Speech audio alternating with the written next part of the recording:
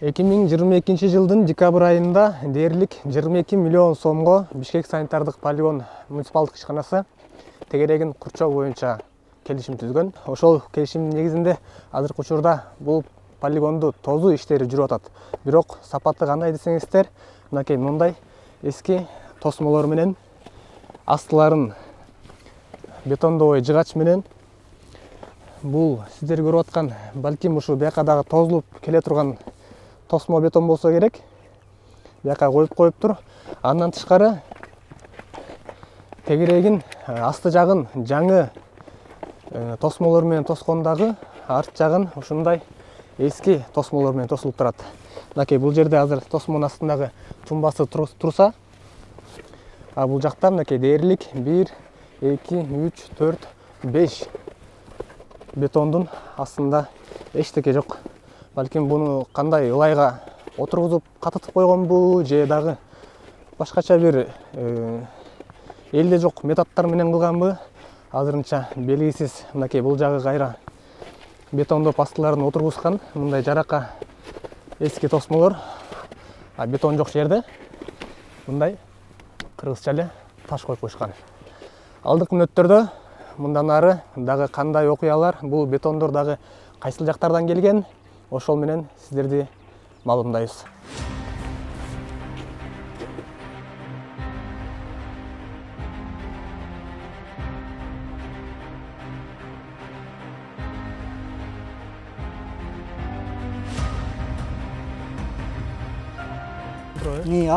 Чыкпай басып калат. Вы видите их, а вот этих вот журналистов. Бунун ар жак тарабы жарак экен. Не надо ничего снимать, я вам не разрешал. Фирма менен балким кандайдыр бир келишимдери барбы?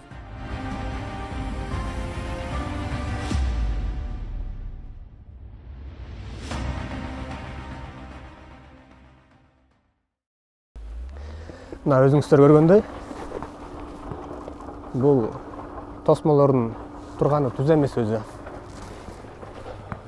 Бул жагына келгенде да ошондой мына.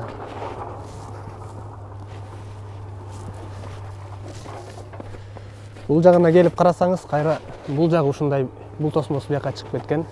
Эми ушунча акча бөлүнүп аткандан кийин, мамлекеттин, элдин эсебинен акча бөлүнүп аткандан кийин ушул тосмолор сапаттуу көп жылдар кызмат кылса деген ой менен эле кайрылып атабыз.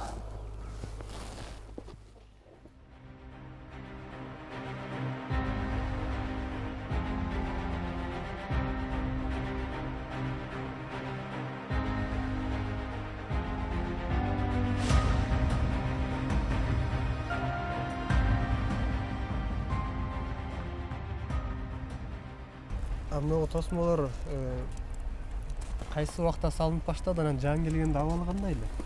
Бул абалы эң эле начар эле, эптеп эле келген эмелер эле көрүп атасыздар. Кайсы жеринде эме куюлган жок. Бетон куюлган жок. Бетон куюш керек. Эки жакка засыпка болуш керек. Көрүңөр, шалкылдап турат. Бүрүн качуу шамал болгондо кулап түшөт. Бул жаңы келгенде эле ушундай жакшынакай беле? Жок, бул жакында эле сырдап кетишти бул. Мынакей цемент. Цемент менен накканы го. Цемент менен чачып кетти буларды. Чачып туруп анан агып түшкөн окшойт белеси. Косметика кылып чачып кетти. Онун баары эле ошо жаңы красителгенден, цементтелгенден изи туруп тегеретип толугу менен ушундай тозулду азыр. Жок, бүт тозулду. Аркы жагы да тозулуп, биягы да тозулуп. Бардыгы эле ушундай тосмолор мененби же жаңылар дагы барбы? Жок, азыр жаңы эмес бул тосмо, Жок, бул жаңынын жыты да көрүнбөй атат, көрүп атасың. Кайсы жактан келген тосмолор бул? Бул ушунча 47-чи колонияны бузулганда ошонун эмеси деп укканбыз да. Алар таштандыга ыргытылган бекенби же кандай келип эле туруп калдыбы бул жака тосмолор? Биринчи темир, кирпич, сирпич бүт эле келип аткан. Биринчи бир жума. Бир жумага келгенден кийин эле токтоп калды. Эмне болду десе жактан башка кишилер сатып алыптыр деп койду да. Анан эчтекеси келген жок, анан бул заборлорду баштады. Алып келип эле дароо эле коюп баштаган экен да буларды. Дароо эле койду. Жаңы салынган жерлер барбы Тосмонунда? Жок, баары эле эски. Баары эле эски. Ушинтип эле сыртынан цементтеп коюшкан акырын. Тышынан косметика кылып койду, болду, жаңыртып койду. Биз буга чейин да бир келгенибизде мындай сыртын жаңырткан эмес да, эски боюнча эле турганда. Кайсы убакта эмнеге жаңыртып койду? Буга комиссия мэр келип тигүүгө келгенде ошо жаңырта коюшту да. Анан сиз байке бул жакта иштеп жүрүп көрүп атасыз да, биз азыр эле айланып өтүп баратып көрдүк дагы, мындай тумбалар жок эле. Жердин үстүнө эле отуруп койгон жерлер бар экен, тосмолордо. Сиздер да ошондойлор көрүп атасыздарбы? Кээде көрөт, анан тиги менен грунт менен эметип салган да, көмчү.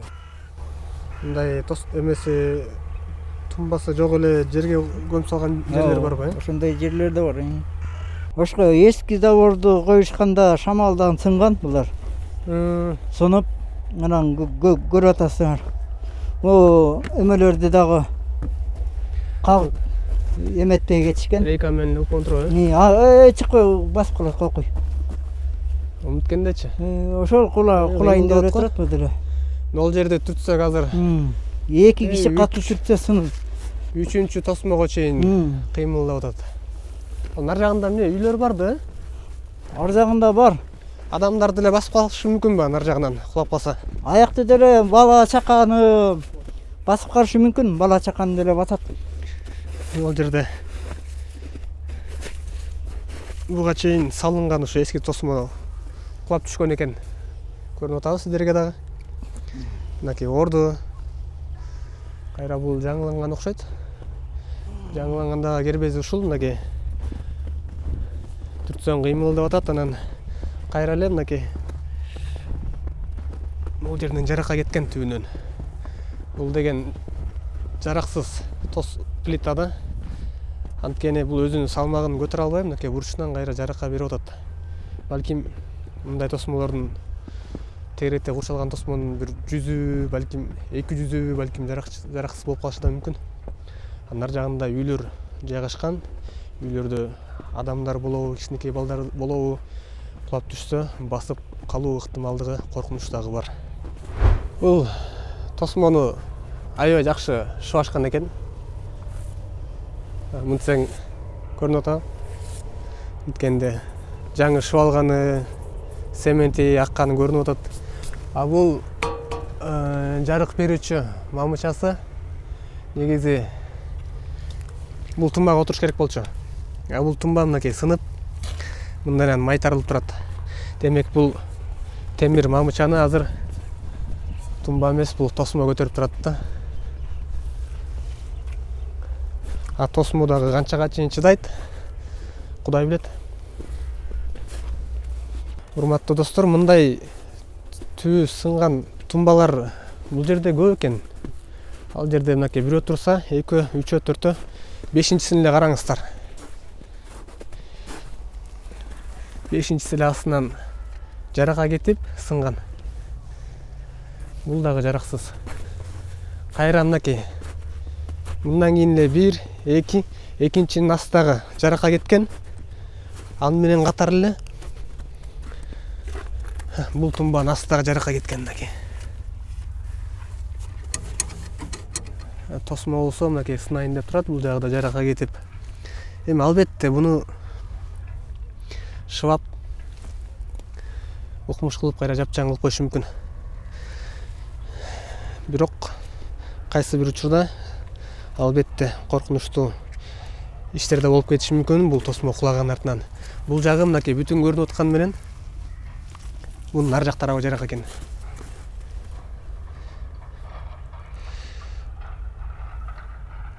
Мына ушул 22 миллионго сынган, талкаланган эски тосмону ушундай бир кулайын деп калдык. Ушундай бир эртең эле кайра бузула турган тосмону эмес, бир жакшы бир тосмо деле алып келип салып койсо болот эле да. Мыкта да сынып жер бар. Моягында тартып кеткен. бул кулайын деп калганынан ортосуна дагы бир мындай тумба коюп тургандан кийин амалдан күчтөп коюп койгон турбайбы? Асты сынган тигил тумбанын асты да сынык экен. Бул тумбанын асты да сынык экен. Муну тумба 3 тумба тең сынган да. Наркы тумба сынык. Бул жерде катар менен эле сынып окшойт бардыгы. Өткөндө Бишкек шаарынын жаңы мэри Айбек Жумшалиев да келип кеткен. Эми ал мэр келет деп жаңы мэр болуп отурат. Ал мэр келет деп сыртын шаап койгон менен бир эңкейип карап койсо ушу тумбаларды. Керек болсо бул жагында тумба жок экен мынакей. Тартып койсоңуз. Нар жагында тумбалар бар эле, бул жагында тумба жок. Топуракты тумба кылып коюшканбы айтор? Же астыларында тумба барбы? Жок. Муну жерди калдырып бетон. Жерге эле отургузуп коюшкан муну. Тумба жок аякта. Мынакей Бишкек санитардык муниципалдык ишканасынын тосмолору эч кандай тумба жок. Булар табигый тосмо окшойт. Жерден өсүп чыккан өзүнүн өзүчө. Эми ушундай элестетсе болот да. Топурактан өсүп чыгып атса. Мына бул эки тосмо бир эле убакта коюлганбы? Ооба, бир эле убакта коюлган, анан тиги Анда элдер демек бунусун крастетип мындан нар жагын крастеткен эмес экен, жок, аягын крастетпей эле турат. Ошо. Бирок бир эле тумбалары, бир эле тосмолор. Ооба. Урматтуу көрүүчүлөр, мынакей өткөндө комиссия келип дагы текшерүү болгон деп айтып атышат бул жактын жергиликтүү тургундары. Ошол комиссия келип кеткенден кийинби же келгенге чейинби бул тосмолор эски эле абалда болгон. Бирок андан кийин муну цемент менен жакшылап кайра үстүнөн шыбашып, жаңыртып коюшкандагы ошону ушул жерге чейин келип жаңыртыптыр. А бирок мындан ары баягы эле эски тосмолор турат. Буга чейин да биз бул санитардык полигондун ар жак тарабынан дагы тартканбыз. Ал жакта дагы ушундай эле көрүнүштөгү эски тосмолор турган. Бирок бул жак жагы жаңы. Собордун бияктын эшикти эли, алтын казыктын эли. Бияка эч кандай калиткада жасаган эмес, эчтеке жасаган эмес. Элдер партизандай болуп, мунун астынан кирип, кайра чыгып, эртең иштеп атышат. Мунун астынан кирет. Астынан кирип, партизанда тоймолоп алып, анда айлана барып иштеп кайра келет. Кайра келатканда ушундай тоймолоп чыгышат. Бул жерде бир эле тосмонун орду бар экен. Бул тосмолор мурда кулап калган тосмолорбу? Булар эми мунуларды деле коеюн деген да. Анан сынык уялышканбы? Коеюн алып келсе сынып калган да. Бул жакта силер канча жылдан бери иштейсиздер? 20 жылдан ашты. 20 жылдан ашты. Азыр жумуш кандай болуп атат бул жакта? Жумуш анча деле эмес. Биякта азыр кышында анча болбойт. Тиги тазалык эменин баарын, баклашка, саклашка, бет темирин баарын терип алышат. Алар көрбөй калган бияка келет. Биз 2-нчи, 3-нчи, 4-нчи кол болуп кетебиз. Биринчи шаардын ичинде иштегендер согот, помуш, тигулар. Анан тазалыктар, андан кийин мындай частный иштегендер да бар. Эмедечи. Контейнерлерде. Анан 4-нчи кол анан бизге келет. Алардан көрбөй калган. Жергиликтүү тургундар Бишкек шаарындагы номери 47-чи түзөтүү мекемесинин тосмолорун орнотуп коюшту деген күмөндүү ойлорду айткандыктан, Юстиция министрлигине караштуу жазаларды аткаруу кызматына аталган түзөтүү мекемесинин тосмолору кайда экендигин билүү үчүн суроо узаттык. Эске сала кетсек, Бишкек шаарынын батыш тарабында жайгашкан бул түзөтүү мекемеси буздурулуп, ордуна Бишкек Сити аттуу жаңы шаарчак куруу пландалып жаткан. Жазаларды аткаруу кызматынын бизге жооп берген маалыматында аталган мекеменин сыртка көчүрүү ишинде мекеменин инфратүзүмүн демонтаждоо иштерин жүргүзүү үчүн негизги тосмолору жана бардык инфраструктурасы кабыл алуу, өткөрүп берүү актысы менен Кыргыз Республикасынын өзгөчө кырдаалдар министрлигине өткөрүлгөн. Мындай негиз менен өзгөчө кырдаалдар министрлигине дагы суроо узатып, төмөндөгүдөй маалыматтарды алдык. Жазаларды аткаруу кызматынын 2022 жылдын 15 сентябрындагы номер 47 түзөтүү мекемесинин имараттарын, курулмаларын жана аянттарын тазалоо иштери боюнча өткөрүп берүү жана кабыл алуу актысына ылайык имараттарды курчап турган тосмолор наркы жок деп белгиленип, номер 47 түзөтүү мекемесинин аянтын тазалоо иштери аяктагандан кийин курчап турган тосмолор ошол жерде жүрүп жаткан курулуш иштерин курчап туруу максатында үй куруп жаткан ишканалардын суранычы менен калтырылган. Кийинчерээк мекеменин айланасында жашаган калктын коопсуздугун камсыздоо максатында Гагарина көчөсүндөгү тосмолорду бузуу иштери жүргүзүлүп, таштандыга чыгарылган. Ал эми Кривоносова көчөсүндөгү тосмолор үй куруп жаткан ишкананын суранычы менен калтырылгандыгын билдиребиз. Министрликтин берген бул расмий маалыматына таянсак, түзөтүү мекеменин тосмолорунун бир бөлүгү курулуш ишканасына берилип, экинчи жагы таштандыга чыгарылган. Албетте, курулуш ишкана болгондо кайсы ишкана? Балким болжол менен 22 миллион сомго Бишкек санитардык полигонун тегерете эски тосмолор менен тосуп жаткан ишкана болуп жүрбөсүн? Ал эми номер 47 түзөтүү мекемесинин экинчи тарабындагы тосмолор таштандыга чыгарылса, алар жараксыз деп ыргытылды же жергиликтүү тургундардын божомолу чындыкка дал келип, жараксыз тосмолор кайра иштетилип кеткенби? Болжол менен 22 миллион деп айтканыбыздын дагы жөнү бар. Анткени буга чейинки тарткан материалыбызда Бишкек санитардык полигонунун юристи суроолорубузга жооп берип жатып, тосмолор боюнча 2022 жылдын декабрь айында болжол менен 22 миллион сомго келишим түзүлгөнүн билдирген. Негизи тендер канча миллионго ойнотулду эле? Мен аны айта албайм. Мен тендерге катышкан эмесмин. Негизи сиздер эми мындай басым коюунан кийин сайтка чыгарганда ачык эле болду. Мен ал маалда мен айтып атпайм, 3 ай болду кызматка келгеним. Ал убакта тендерди кантип өткөн мен калп айтпайм. Эгер билип бериңизчи десеңиз билип бере алам. Азыр билип бере аласызбы? Сен сурасаң тиги тендер на забор на какую сумму? Декабрда келишим түзүлүптүр. Болжол менен 22 миллион. 22 миллион сомго. Бир топ каражаттар жумшалып, тегерете тосулуп жаткан тосмолордун сапатын көрүп, Бишкек шаарынын мэриясына караштуу Бишкек санитардык полигон муниципалдык ишканасынын жетекчилигине кол алдындагы жүрүп жаткан иштин сапаттуулугу тууралуу маалыматы барбы? Аталган тосмолорду кайсы ишкана тосуп жаткандыгын билүү максатында бардык.